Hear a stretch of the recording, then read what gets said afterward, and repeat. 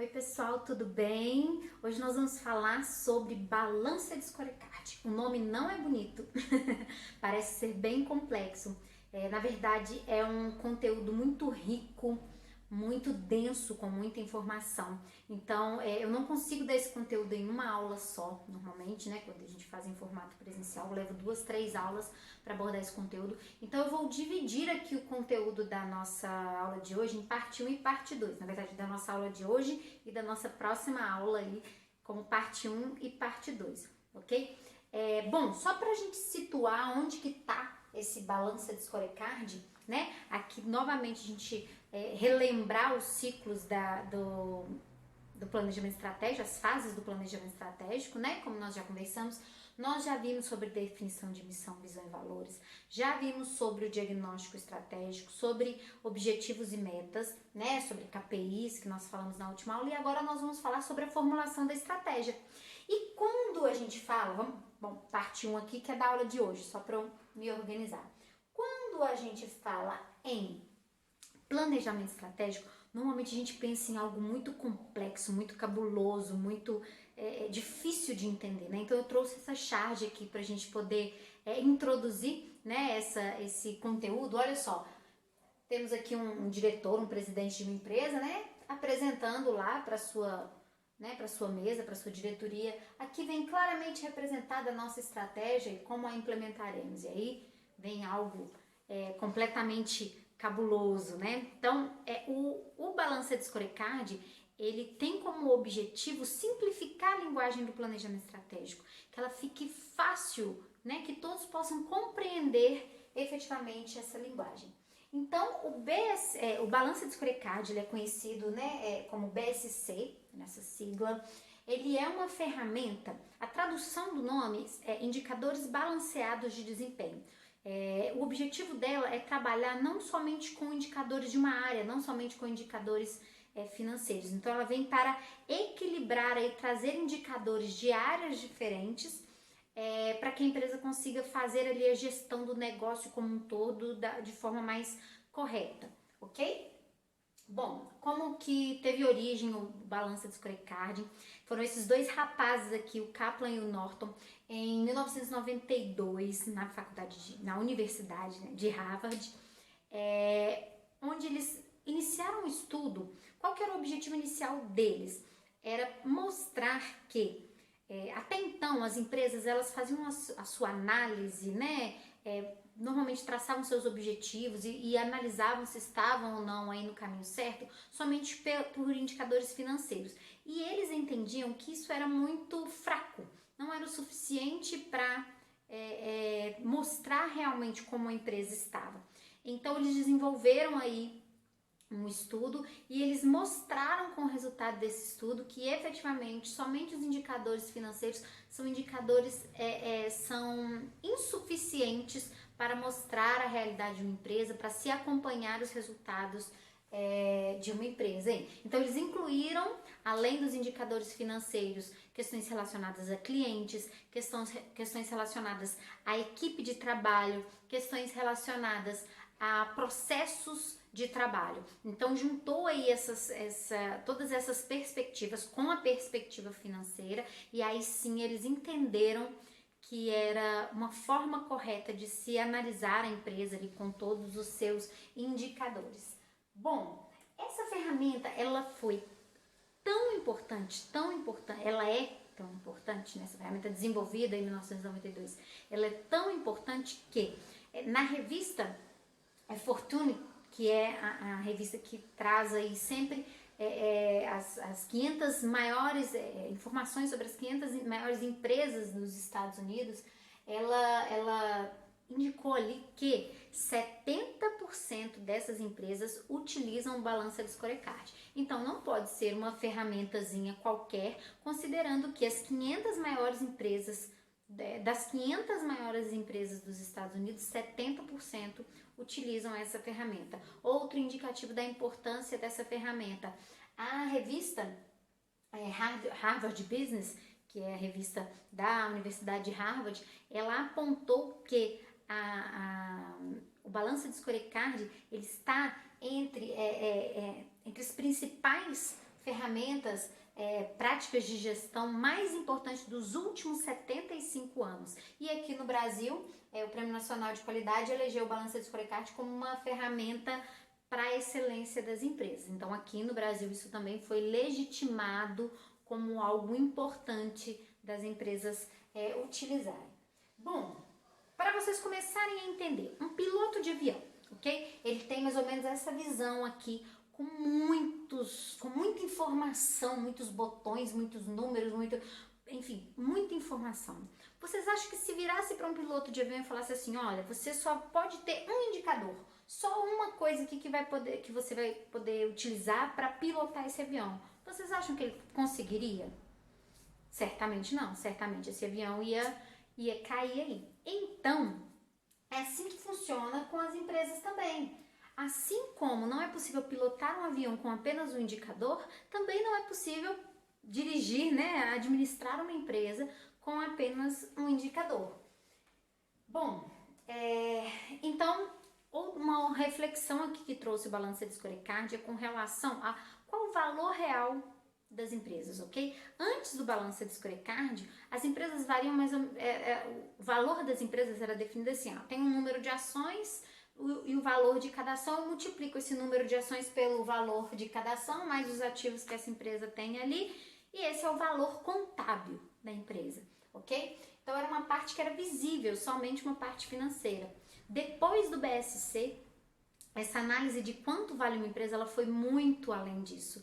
Ela analisa aí como que é o relacionamento, para eu falar quanto vale uma empresa, ela analisa como que é o relacionamento dessa empresa com os clientes, qual que é o capital intelectual, quanto que ela tem de conhecimento ali, como é a motivação e energia de trabalho ali da equipe, a qualificação profissional. Então, quando vai se vender uma empresa, não se olha somente isso daqui, mas sim o quanto tudo que junta-se a isso, tudo que está por trás ali de um bom resultado de uma empresa. Então, elas passam a ser muito mais valorizadas, ok?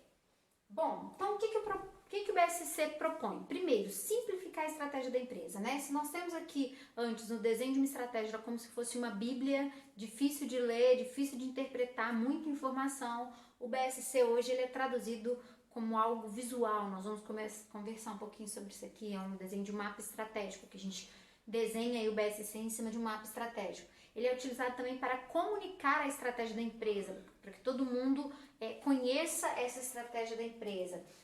Todo mundo conhecendo a estratégia, todos devem caminhar na mesma direção dessa estratégia. Então, é outro objetivo do BSC. Outra questão do BSC é também fazer com que se encaixe a estratégia no orçamento anual ou do período daquela empresa. E também para medir, e acompanhar, Quando eu coloco quais são os indicadores que eu vou acompanhar, fica mais fácil esse acompanhamento e essa medição. Então, é isso que o BSC também propõe. Bom, então essa aqui é a carinha mais comum quando se falar de BSC, de Balança de Scorecard. Essa daqui é a imagem do BSC que vocês vão conhecer. Então, a estratégia da empresa que está aqui no meio, ela tem que ser pautada, tem que ser respaldada por 4 perspectivas. Primeiro, pela perspectiva financeira, sim, Kaplan e Norton não falaram que ela não é importante, falaram que ela sozinha não é suficiente. Então, a perspectiva financeira faz parte, é uma das 4 perspectivas do BSC. Então, aqui a empresa busca falar assim, para eu ter sucesso financeiro, como que meus acionistas têm que me ver, ok? Como que eu quero aparecer para os meus acionistas? A outra perspectiva é a perspectiva dos clientes. Então, para eu alcançar o objetivo, meu objetivo futuro, que é a minha visão, como que eu devo ser vista, como que a minha empresa deve ser vista pelos meus clientes? A outra perspectiva é aprendizado e crescimento. Se eu quero alcançar um estado futuro, como que a minha equipe, o que eu tenho que fazer para que a minha equipe sustente uma mudança aí, e um progresso? E, por último, os processos de negócio, para que eu atinja e satisfaça meus clientes e atinja meus objetivos, com quais processos internos eu tenho que me sobressair, eu tenho que ser bem vista, ok? Eu tenho que fazer corretamente. Então, vamos começar falando sobre perspectiva financeira. Sim, ela aparece primeiro normalmente em análise, porque ela também normalmente é a primeira a ser desenhada. Porque a área financeira é sim o coração da empresa, né? É ali que pulsa, né, investimento, que pulsa recursos e que faz com que a empresa consiga aí atuar. Então, o que é uma análise aí da perspectiva financeira? É a empresa desenhar o seguinte, quais são os meus objetivos, ok? Lembra lá que a gente conversou na última aula sobre objetivos e metas? Quais são os meus objetivos para a minha área financeira? O que eu pretendo entregar aí no horizonte de tempo, sei lá, de 1 ano ou de 2, né? Depende do tempo, do prazo do planejamento estratégico dessa empresa. Então, o que eu quero oferecer ali? Então, eu vou traçar os meus objetivos, definir indicadores ali, colocar metas para esses indicadores e desenhar um plano de ação. Então, para facilitar e para ajudar vocês no entendimento do que se trabalha dentro de uma perspectiva financeira, na verdade, para as 4 perspectivas, eu trouxe os 3 vetores, né? Que são ali o que norteiam, né? As 3 bases de cada uma dessas perspectivas. Dentro da perspectiva financeira, nós temos 3 vetores. Crescimento e mix de receita, nós vamos falar sobre eles. Redução de custos e melhoria de qualidade e utilização de ativos e estratégias de investimento. O que é isso? A empresa ela precisa pensar em objetivos relativos ao crescimento e mix de receita, objetivos relativos à redução de custos e melhoria de qualidade e objetivos relativos à utilização dos ativos e investimentos dessa empresa. Bom, vamos entender o que é esse crescimento e mix de receita. Crescimento é a empresa ampliar a sua fonte de retorno, ok? Então esse crescimento é, por exemplo, lembra que nós conversamos sobre expansão territorial, sobre crescimento de mudar, de ampliar para outros territórios, outras cidades, outros estados, outros países, ok? Então esse crescimento ele pode ser territorial ou ele pode ser também de diversificação de portfólio, que é um mix de receita, ou seja, essa receita vir de fontes diferentes, seja regiões diferentes, lugares diferentes do qual essa empresa ainda não trabalha, ou produtos diferentes, ok? Então, esse crescimento e mix de receita diz respeito a objetivos no sentido de ampliar as suas fontes de lucro, seja ampliação territorial ou seja ampliação de produtos para ter retornos ali. O outro vetor é a redução de custos e melhoria de qualidade. Não tem como falar de objetivos financeiros sem mexer em custos. Uma empresa ela dificilmente ela vai conseguir atingir uma melhoria financeira se ela não trabalhar também com redução de custos. E uma das formas de conseguir isso, essa redução de custos, é muitas vezes melhorar a qualidade de como ela faz do desempenho dela. Então, se ela tem menos erro, se ela tem menos desperdício, ok? Se ela tem mais qualidade na sua operação, ela vai conseguir aí uma redução de custos. Existem outras formas de redução de custos, descontinuar, por exemplo, produtos que não dão retorno, enxugar quadro de funcionários, né? Que também é uma forma de se fazer, enfim, existem milhares de formas de reduzir custos, ok? E uma muito bem vista, porque basicamente, você não mexe, digamos, em recursos que você disponibiliza, você não mexe no seu quadro de funcionários, é você melhorar, eliminar falhas, né? Na forma como você faz, porque você melhora a qualidade do seu produto, você elimina desperdícios e reduz custos. Então aqui nós estamos falando do segundo vetor da perspectiva financeira, ok? Então colocar objetivos relativos a esta redução de custos e melhoria de qualidade faz parte da perspectiva financeira. E o terceiro vetor aqui da perspectiva financeira é a utilização de recursos, né, e investimentos. O que é isso? Aqui está a palavra ativos, em que a empresa vai investir? Onde eu vou pegar o meu capital disponível para investimento e vou aplicar, ok? Quais são as unidades de negócio, quais são os novos produtos, os novos mercados que merecem ali uma atenção e um investimento, ok? E de onde que vai vir internamente ou externamente essa minha fonte de recursos, quanto que vai ser esse investimento, ok? Então aqui são objetivos relativos a investimento, que uma empresa ela não pode parar. E o que faz uma empresa não parar de crescer, de se desenvolver, são investimentos. Onde essa empresa vai investir, quanto essa empresa vai investir e de onde virão esses investimentos. Então aqui são objetivos relativos à área financeira, incluindo aí investimento, ok? Então eu trouxe uma lista, isso aqui eu não vou ler, só para vocês terem aí, poderem acompanhar na apostila de vocês. Eu trouxe uma lista de indicadores interessantes, óbvio que a gente tem muito mais, né? Mas esses aqui são KPIs, lembra? Indicadores-chave de performance. Então, nós temos aqui alguns indicadores-chave de performance relativo à área financeira. Então, dependendo de qual objetivo que uma empresa vai ter, então ela vai ter indicadores ali relativos a eles. Aqui nós temos alguns. Depois, quando a gente montar o desenhozinho aqui, que eu apresentar o desenho do balanço de scorecard, vocês vão entender onde que entram os KPIs, ok? Bom, vamos falar sobre, ainda na aula de hoje, nós vamos falar sobre a segunda perspectiva, que é a perspectiva dos clientes. Como que a empresa quer ser vista por esses clientes? Então vamos lá, sobre essa perspectiva de clientes. Diz respeito a objetivos da empresa, por exemplo, para fidelizar os seus clientes, para fazer com que seus clientes fiquem satisfeitos, para ter um bom relacionamento, um bom CRM, né, que é o software que tem dados ali e registra esse relacionamento com os clientes. Então, é a empresa traçar objetivos relativos aos seus clientes. E, novamente, nós temos aí 3 vetores que norteiam os objetivos, né? Eu posso ter objetivos relativos a esses 3 vetores da perspectiva clientes. Primeiro, atributo dos produtos ou serviços. Segundo, relacionamento com o cliente. Terceiro, imagem e reputação da empresa. Vamos lá.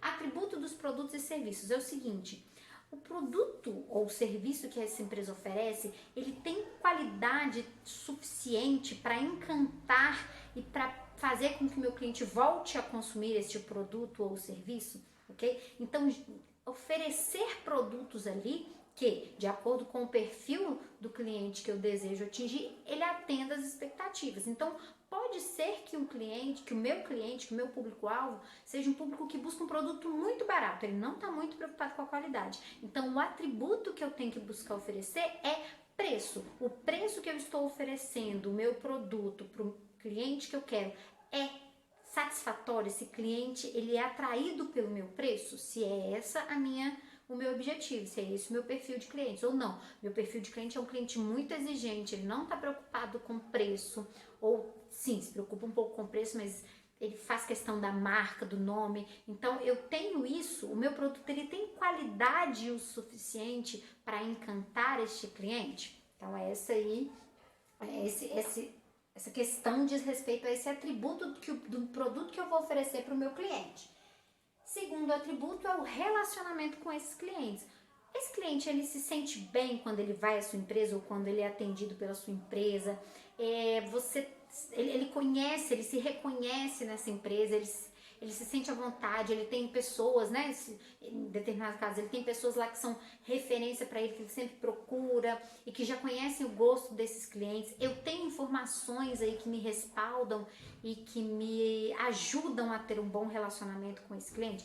Então, eu posso também ter objetivos relacionados a melhorar esse relacionamento com o cliente. E o terceiro vetor da perspectiva cliente diz respeito à imagem e reputação da empresa, que aqui não é diretamente a forma como eu me relaciono com o meu cliente, mas é importantíssimo para que esse cliente volte a consumir da minha empresa. Vocês lembram aí que uma época a Nike estava com uma história de que explorava mão de obra escrava na África ou algo assim? Nessa época, as vendas da Nike caíram assim, impressionantemente. Por quê? E até hoje elas não se recuperaram ainda. É uma marca forte, tem muita gente que compra, mas não recuperou o patamar depois dessa história que surgiu. O que isso tem a ver? Com a imagem da empresa. É como a empresa é vista. Então aqui inclui ações às vezes de sustentabilidade, de responsabilidade social, né? Então empresas que às vezes nós estamos vendo agora nessa época de pandemia várias empresas investindo, né? Isso é sim uma forma de responsabilidade da empresa e melhora a forma como essa empresa é vista e admirada pelos seus clientes. Então, traçar objetivos relacionados a isso também faz parte da perspectiva cliente. Assim como na perspectiva financeira, eu trouxe aqui para vocês alguns indicadores da perspectiva dos clientes. São KPIs, ok? Dependendo de quais são os objetivos da empresa, que são interessantes de serem acompanhados. Não vou ler todos, mas, por exemplo, grau de satisfação dos clientes, tempo necessário para responder uma reclamação. Então, aqui tem algumas questões relacionadas a cliente. Beleza, pessoal, olha só, já deu 20 minutinhos de aula, isso porque eu estou correndo com o conteúdo. Então, vamos parar aqui e depois nós vamos continuar na próxima aula com a parte 2 do Balança de Scorecard, ok?